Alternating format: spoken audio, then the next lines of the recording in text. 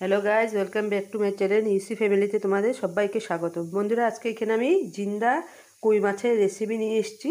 এখানে কি এর মধ্যে সবজি এড করছি, এখানে আলু আছে, ঝিঙ্গে আছে আর বেগুন আছে, এই তিনটা আর কাঁচকলা আছে।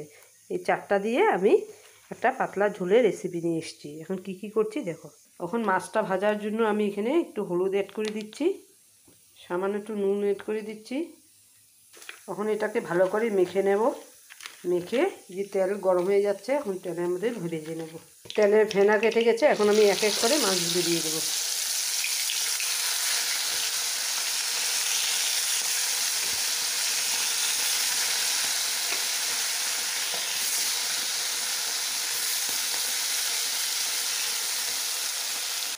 এখন আমি এর মধ্যে কাঁচা লঙ্কা কয়টা পেস্ট করে নিচ্ছি।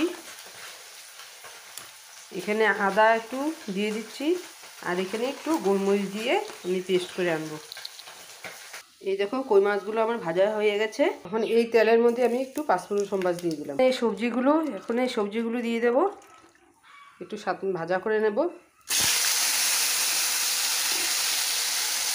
একটু আমি এটা জলের সঙ্গে একটু হলুদ দিয়ে দিয়েছি, যেহেতু আমি কাঁচা কলা দিয়েছি তার জন্য আমি একটু জলের মধ্যে একটু হলুদ দিয়েছি, এই জন্য হলুদ হয়ে আছে। এর মধ্যে আর একটু হলুদ দিয়ে আমার একটু লবণ দিয়ে দিলাম। এখন একটু ভাজা করে নেবো লাল করে, পরে মশলাটা দিয়ে করবো। এখানে দেখো পেস্ট করে আনলাম। এই দেখো, এটা ভাজা হয়ে গেছে। এখন আমি এর মধ্যে মশলাটা আদা, কাঁচা লঙ্কা আর গোলমরিচটা দিয়ে দিলাম। একসঙ্গে এখানে জিরার গুঁড়ো দিয়ে দেবো, ধনিয়ার গুঁড়ো দিয়ে দিলাম। কালারের জন্য আমি একটু এখানে কাশ্মীরি লঙ্কা দিয়ে দিলাম। যেহেতু গুঁড়ো লঙ্কা দিয়েছি, এই জন্য আমি এটাকে ধুয়ে একটু জল এড করে দিলাম। তেজপাতা একটু দিয়ে দিলাম। এখন ভালো করে এটাকে সাজিয়ে নেব। এই দেখো বন্ধুরা, মাছের তরকারিটা হয়ে গেছে। এখন তোমাদেরকে দেখা। এই দেখো বন্ধুরা,